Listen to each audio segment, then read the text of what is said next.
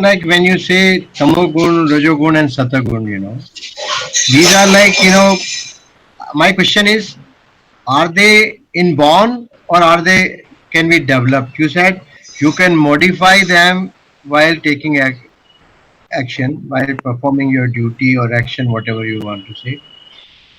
But in our Shastras earlier say that these are like, nature of the job what you are doing, like if you are a worker, you are a tamas, If you are a ruler, you are having a rajas gun in that. If you are a Brahmin, you are a sadgun. So these are like, this is the basic thinking in the people.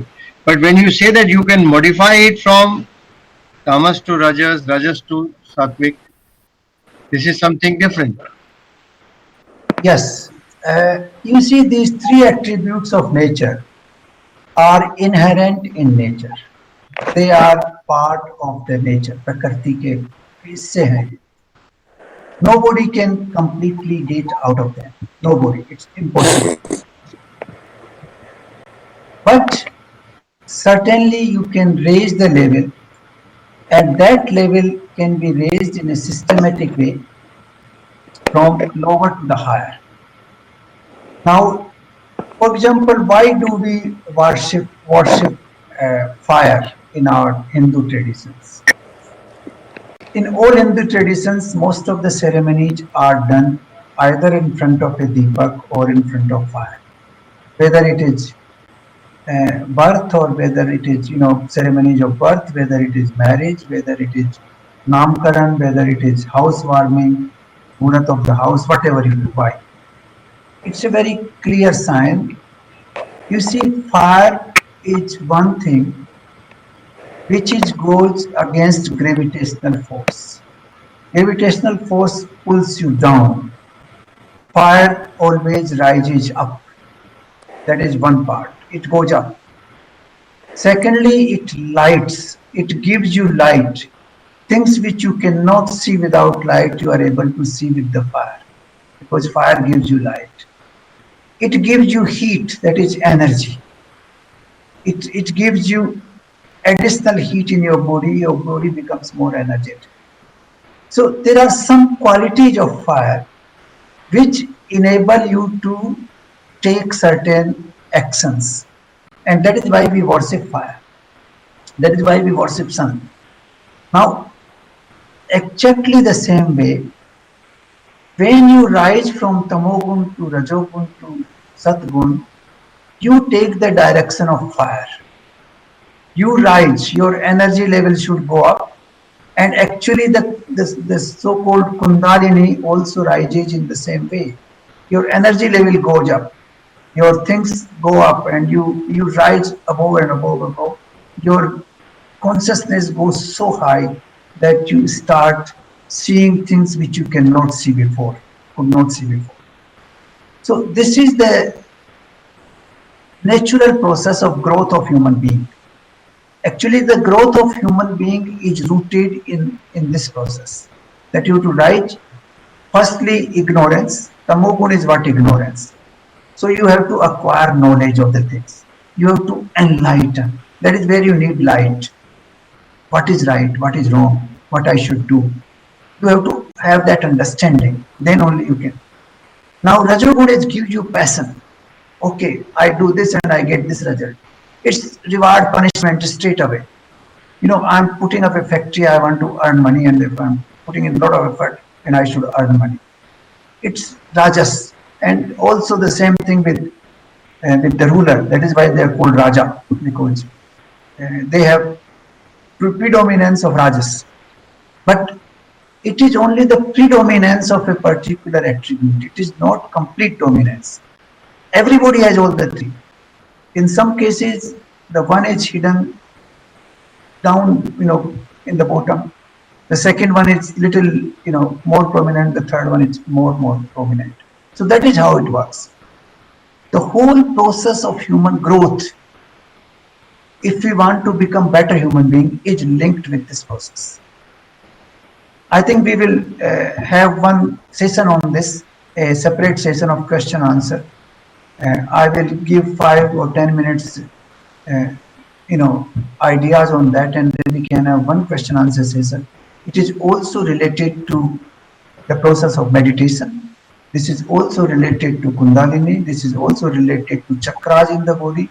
That is, we use all these forces to reduce our level of ignorance, and then to become more energetic, and then balancing the energy in such a way that you use it for good work. So this is Sir, how I just want to add one thing here. yes. What you said is like you have a combination of tamogun, rajogun, and sattvigun. Can be like it is fact that tamogun should be completely removed. You should bring your tamogun to rajogun, but needed. You need to be rajogun. Sometime when you have to rule like a policeman or somebody who has to control, he has to have a rajogun, and one who is a teacher has to have a sattvic gun. Eh, Am I correct in this? No, you see, you cannot remove any of these gunas completely. That is one thing should be very clear. They will always remain. Uh, in some form, they will remain in your constitution. You can reduce their activity. You can bring them down. So all the people who are engaged in business activities, in agriculture, in productive activities, those who are engaged in administrative activities or rural type activities, they need prominence of Rajogun, because they need to act, they need energy first of all, and they need to act with energy so that the results are there. Now, an efficient administrator needs energy, and he needs to put things in order, so he needs Rajogun. But Rajogun alone will not produce the result, because he needs to keep the balance. That balance comes from Satgun. So the combination of Satgun and Rajogun brings a fine administration. It is not possible only through Tamogun, only through Rajogun. A military man needs more of Rajogun, because he needs to fight. He needs energy all the time. There you need predominance of Rajogun. That is why Kshatriyas have predominance of that. And Brahmanas who are teaching, who are giving knowledge, they are supposed to be balanced people, people with very fine balancing of life. Now that fine balancing comes from Satguru. It's like a car. When you drive a car, you control your what you call accelerator and brake. Now brake is like tamogun, accelerator is like rajogun, and when you control the two, that is the satogun. So you have to regulate that. That regulatory process, where you stop, where you don't stop, where you accelerate, that regulatory process is satogun. So Satgun is more in people who are Brahman, but it is, I would call it the other way around. Those who have more of Satogun, we should call them Brahman. That is what I look at it. It's not that you are Brahman and you are that. No. Those people who are balanced, who have taken a balanced approach in life, they have predominance of Satgun, and therefore they should be called Brahman. That is how I look at it, but you cannot completely get rid of any of these gunas in human life. It's not possible.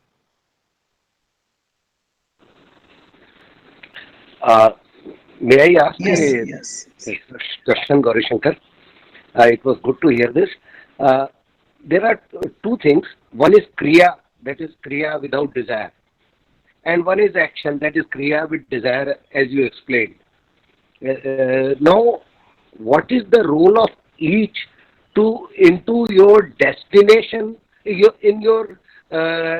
the formation of your destiny, your prarabdha? एक तो है जो क्रिया है, और दूसरा है जो एक्शन, यानी क्रिया जो हम डिजायर से करते हैं, या जो भी एक्शन है where we choose to decide है, विच इज कर्मा. तो इन दोनों का डेस्टिनी पे क्या रोल है? You see, Kriya is not an action, and therefore it does not become a seed. If it is confined only to Kriya, it has no role in destiny because it does not become a seed. The destiny comes into play when you have a seed. Seed comes from the action, from the karma. When you do a karma, then the seed becomes. Now, karma means you must have done it with a desire. If you do things with a desire or with an expected outcome, then it is karma. And that becomes a seed. And that plays a role in your destiny. Whatever karma you can burn in your lifetime, they will disappear. Whatever karma you could not burn in your lifetime, that seed remains, and that comes with your new birth as in the form of prarabdha, and then that becomes your destiny that plays role in your next life. All your actions are impacted by that. So this is how it actually works. Let me tell you, there's one very nice verse from Kathopanishad. It is verse 2 to 7. It reads like this: Yoni manne prapadante sariratvaय dehine sthanu manyanu sanyati yatha karm yatha sutam. The meaning of this is that the human soul is born in a variety of ways, depending upon the seed you have put into it in your previous life. So this is, in a sense, it tells you that the seed which were not burnt in your current life, which still remain, they will come in your next birth, and actually your birth will be decided based on those seeds. So this is very, very significant. If you want to burn all the karmas in this life, nothing like it. Either you can burn or you can do karma without desire. Then it is not karma. Then it is just does not form a seed for you. It is called niskarma. It becomes niskam karma, not niskarma. It becomes niskam karma. Then it does not form a seed. So if you do a niskam karma, no seed at all. If you do a kriya, no seed at all. So no impact on destiny. But if you do a karma, it impacts on your destiny. Okay?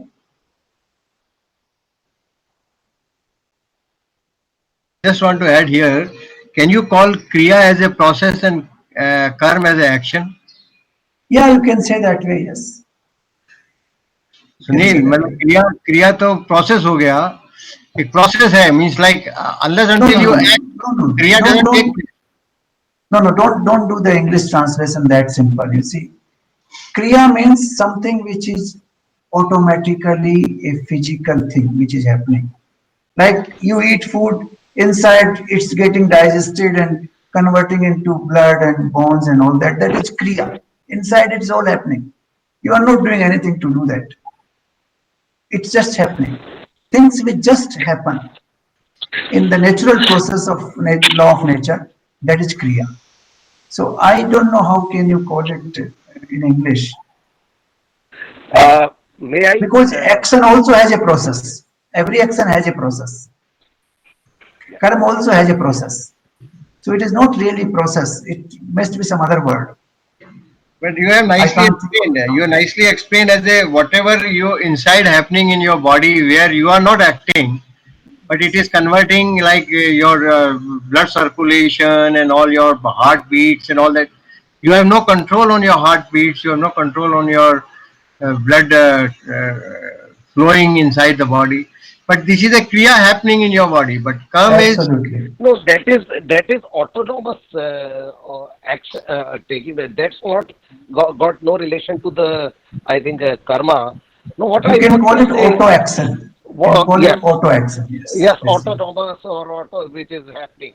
Now, what I want to ask Gauri Shankarji, what I wanted to mention here, that you said that kriya without desire doesn't have any direct relation to the your destiny or the prarabdha.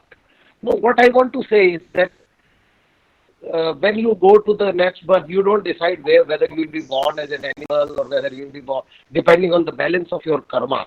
So you don't know wherever you may go. Now, suppose you are an animal, and you are bound to, in that it is your body is such that you need to eat non-veg, you need to kill animals and eat and all that. Now, what is your thinking about this? Because it will also cause a direct relation to your future, again, a destiny. No, Sunil, this is, Okay. let me explain this. This is a very interesting and profound question in some ways. But let me explain to you.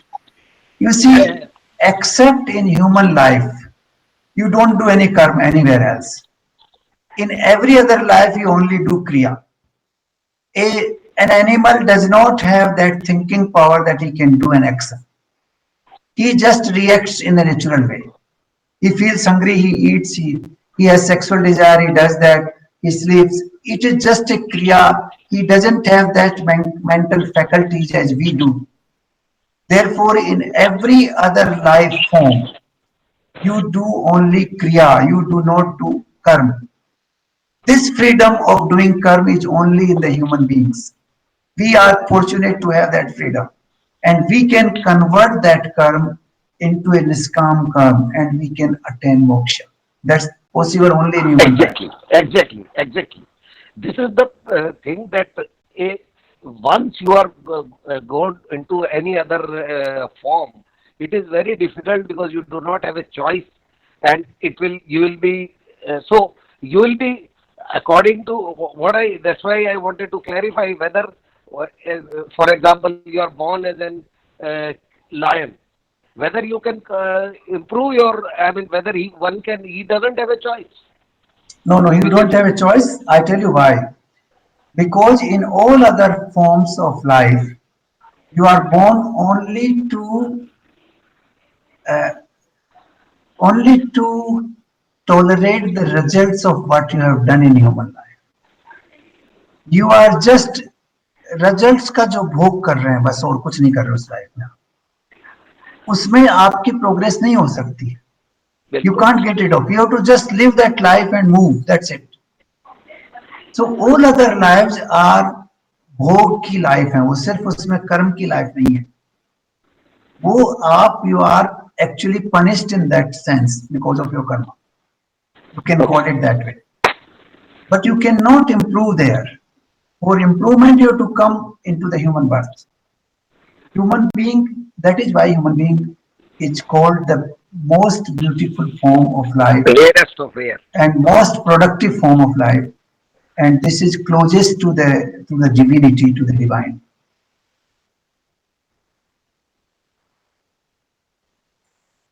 Okay, so I think we can now go in our meditation mode.